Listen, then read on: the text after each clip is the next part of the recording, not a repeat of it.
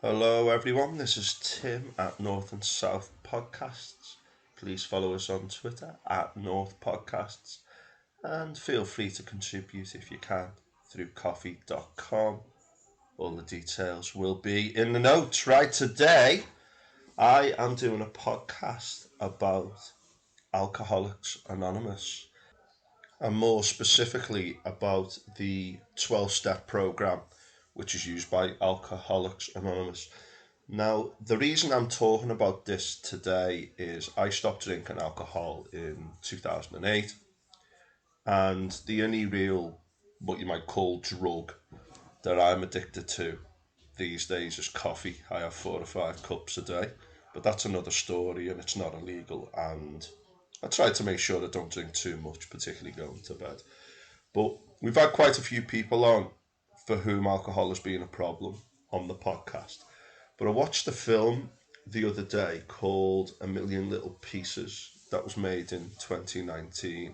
Juliette Lewis is in it. And she's not really one of the main characters in it, actually, but it's a great film and it's actually got very poor reviews, which I didn't really understand. I thought it was a great film in terms of showing what it's like for someone who's a serious alcoholic, what it's like for them when they go into one of these AA centres, like a rehab centre, the pressures they're under, the issues they have inside, the rules that they have to follow at the centre. I thought it was a very good film. It was quite a transcendental film as well. At the end, he goes into a pub and resists buying some alcohol, etc. But I thought it was a really good film, despite some of the poor reviews that it got. And I would recommend that people check it out as a piece of art as well as something which deals with a serious issue.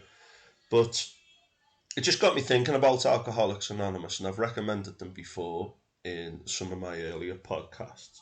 But I'm particularly interested in the 12 Steps program, which is used by Alcoholics Anonymous. But before I do, there's a couple of really interesting quotes attributed to Alcoholics Anonymous. And the first one is the quote that is often attributed to Einstein, but which apparently he never said.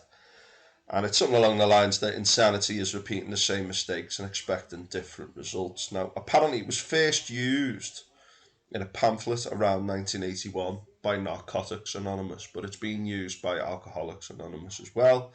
And the idea is that you need to try stuff that works and you shouldn't keep trying things that aren't working, etc. But it's quite an interesting quote to use in your general everyday life. The other quote is the Serenity Prayer, which I think Alcoholics Anonymous and a few other addiction organizations have adopted. And it's called the Serenity Prayer, and it was written by an American theologian called Reinhold Niebuhr.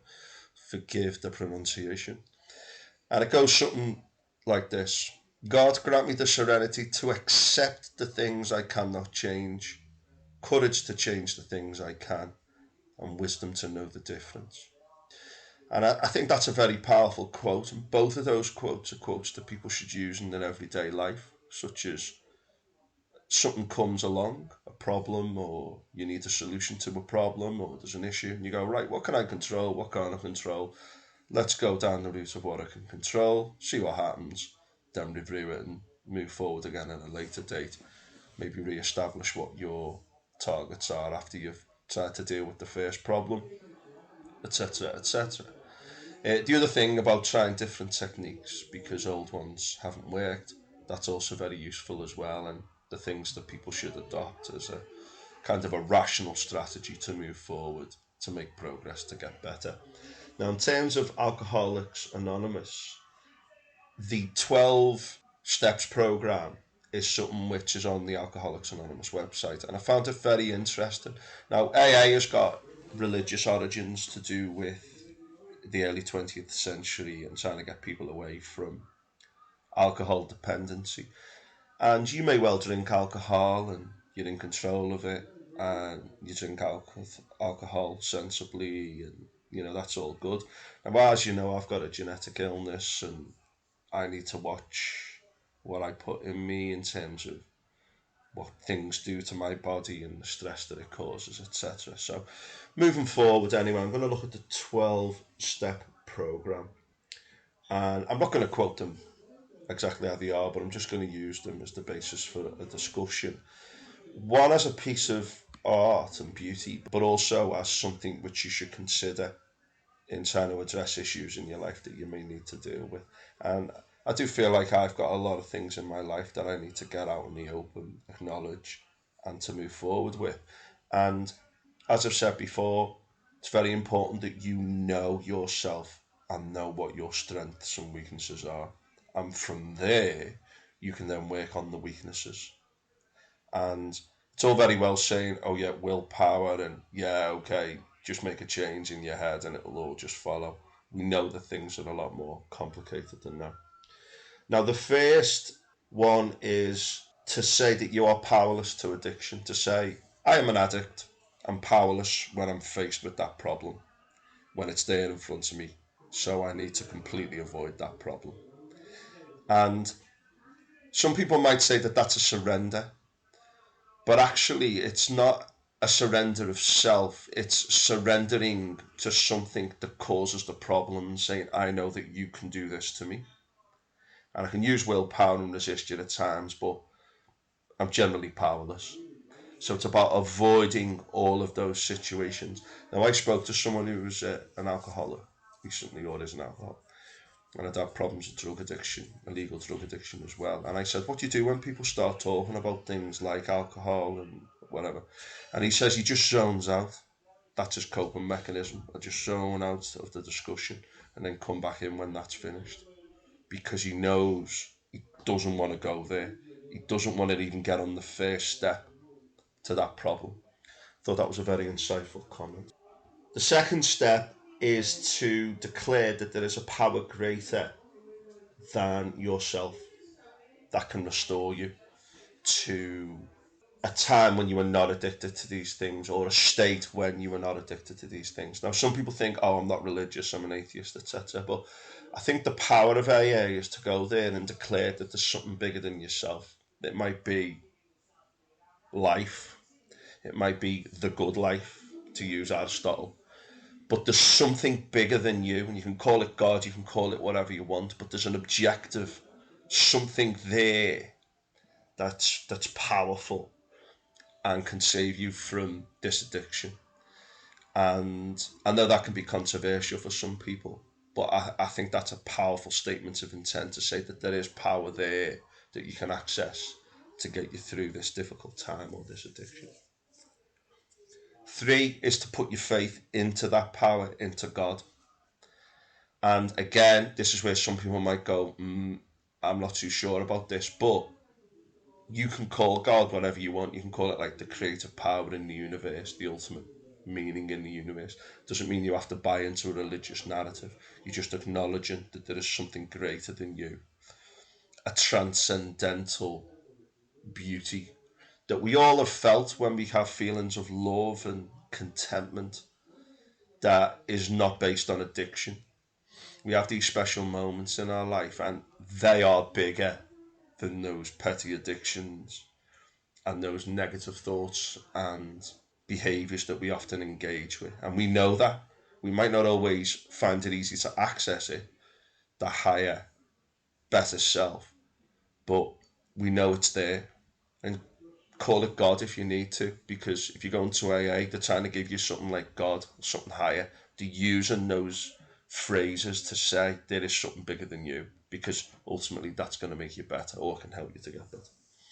Number 4 is about having the courage to have to do a searching and fearless moral inventory of ourselves. What are you about? What is your morality? What are your key beliefs? What kind of a person are you? And you need to have that courage to be honest about that and to think about what your true values are in life. Step 5 is integrity. And here members need to admit to God, themselves and others the exact nature of their wrongs. Now, you're not allowed to blame others. We can all say, oh yeah, that person did that to me and I was treated like this and that happened. But step 5 involves saying, here's my problem, here's my wrong, and I'm going to state it to God, themselves, and others, maybe in a meeting. And the key thing here is you're getting all those feelings from within and you're declaring them. And what it does is it takes it from the inside where you've got all this stuff swimming around, and it puts it down on paper. It takes it out into the outside world. And I've mentioned this a lot when I've talked about journaling, which is you taking possession of that stream of consciousness, which can be quite negative at times, putting it on paper and trying to work it out what it's all about and to decide steps for you to move forward. Step 6 is willingness.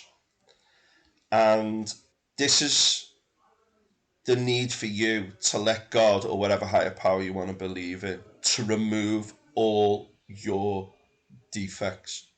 You've got to change your current character. We change every day. People say, oh, people can't change. Everyone changes every day. Sometimes it might be for the worse, sometimes it might be for the better, sometimes it might be quite neutral. But you can change and get better. And I don't care if you're on your deathbed and you're in pain or whatever, you can get better the next day as a person, even if physically you're worse. And I'm not saying that's an easy thing to go through, but that is something which anyone can do at any point in their lives, is to say, this higher power can help me get rid of these negatives in my personality. Step 7 is to show humility, basically. It's about saying, help me, help me to get better, help me to fight the battles that need to be fought, and help me to make it easier. Make it easier for me. Because if you believe in something enough, you're far more likely to do it if you feel like you've got assistance from a higher power or from others or for whatever. So that's the humility thing. And often people find it very hard to admit mistakes and admit errors and to admit personality defects. And you go through the whole lives. And you could argue that we're all like this to some extent, and some people are more open than others. But there's nothing more frustrating than people who are just oblivious to what you would call very obvious things about them that they just seem either oblivious to or in no desire to acknowledge or change. Step 8 is to do with love. And this is an interesting one because it's about you saying to people you've wronged, getting in contact with them and trying to make amends and saying it. And actually trying to make amends with them.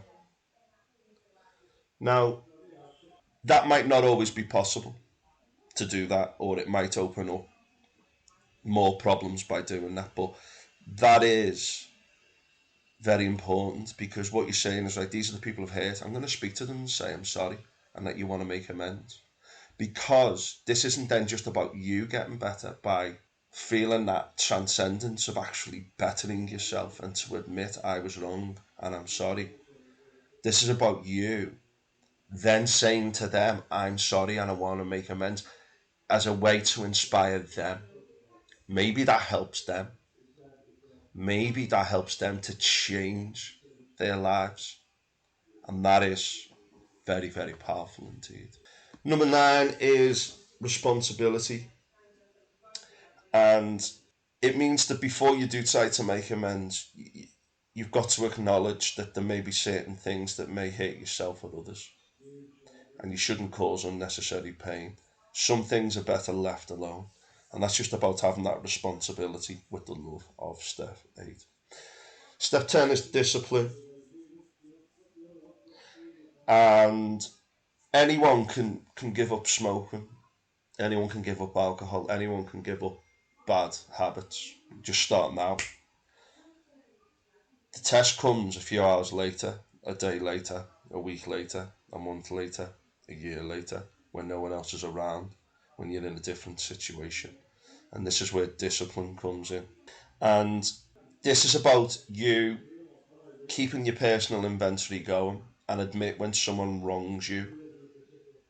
And it's about you saying, you've wronged me.